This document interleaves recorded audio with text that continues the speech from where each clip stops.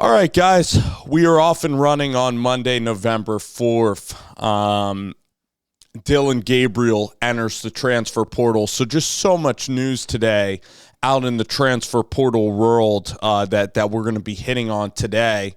And Dillon Gabriel is one of those quarterbacks. So Dillon Gabriel, as a quarterback, he's going to be 23 years old. He's one of the most accurate quarterbacks in college football. He threw for 3,660 yards this year, a QBR of 87, fourth in the nation. I believe he was a top 7, top 8 quarterback this year. He helped Oklahoma beat Texas. The guy was really elite for the majority of the season, and I want to even pull up his game log just this year. But Dillon Gabriel, he has gotten hurt a couple of years. I think at UCF he got injured, but just this year he put up 400 yards against TCU at home, against Oklahoma State, 344 yards. Against Texas in the Red River Shootout, 23 of 38, 285, a touchdown, and I believe that he also might have ran for a touchdown. He was incredible in that game. So Dillon Gabriel's a big-time, big-game quarterback who's going to be a senior. And Dillon Gabriel on the market, he is one of the most proven quarterbacks in this transfer portal, one of the most talented quarterbacks in the transfer portal. He's talented because he's very accurate, he has a quick release, and for the college game, his size will not be an incredible deterrent. For the NFL, there's only 32 starters, so Dillon Gabriel has a chance to be a backup in the NFL, but because he's 5'11", because he maybe doesn't have incredible arm strength, that's going to be a different, discussion. But he could still be a drafted NFL player. But the thing I like about this transfer portal now is that it does take time getting used to, and it does have downsides. Like the downsides is if you're a college coach or I guess a fan of maybe like Oklahoma or one of these schools where your guy is leaving, but then you also, if you're at a big school, you have a chance to then recoup and develop and find other quarterbacks. But the thing is, it gives these guys a great opportunity to make money in their prime years of playing football. And for the majority of guys, they're not going to go and be studs, professionally. But at the college level, they're going to be exceptional players, and they're still upper echelon players. And Dillon Gabriel now, a lot of rumors are that I guess he's going to join Jeff Lebby in Mississippi State, and I don't see that happening.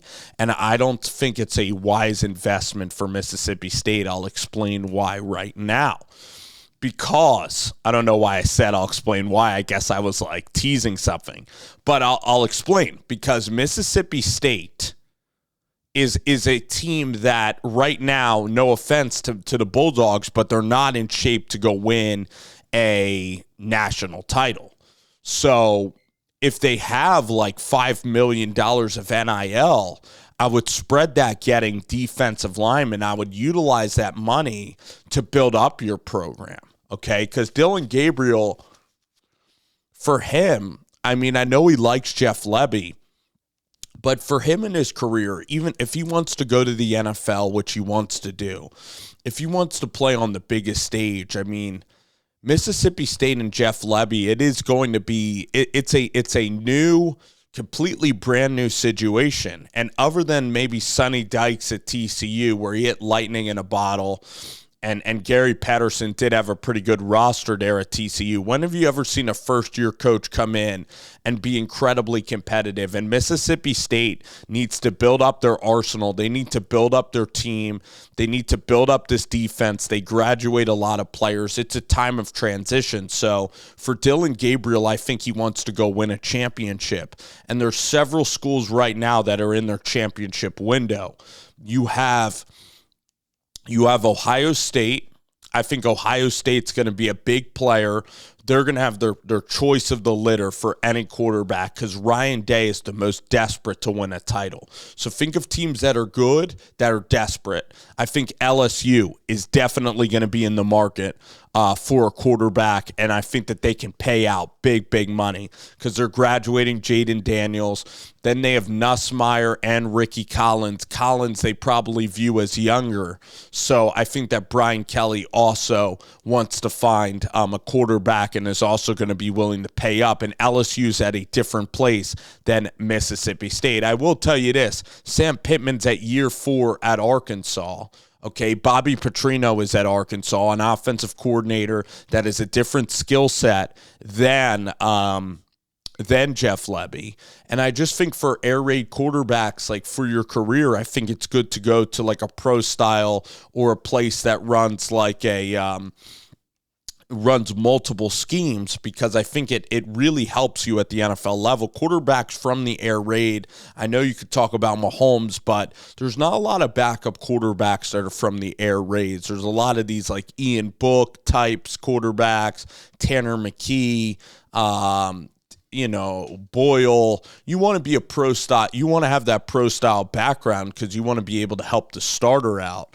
So I just think that Bobby Petrino in Arkansas, they have more money, I believe, than Mississippi State, and they are desperate. I mean, Sam Pittman's totally desperate. Coach Lebby, Jeff Lebby, I know he has familiarity with the system. I know he'll get a decent payday at Mississippi State, but I think he would be putting money on the table to play at Mississippi State, and then I think he's only going to win 6 or 7 games if he decides to go to Mississippi State. This is a quarterback right now that is not a bridge quarterback. There's a lot of bridge quarterbacks, I believe, in the transfer portal. Like Will Howard is a bridge quarterback. Will Rogers is kind of a bridge, like your Teddy Bridgewater types of NFL starters, and this is how you have to categorize the quarterbacks. Who's a bridge and then who's a guy, who's a dude.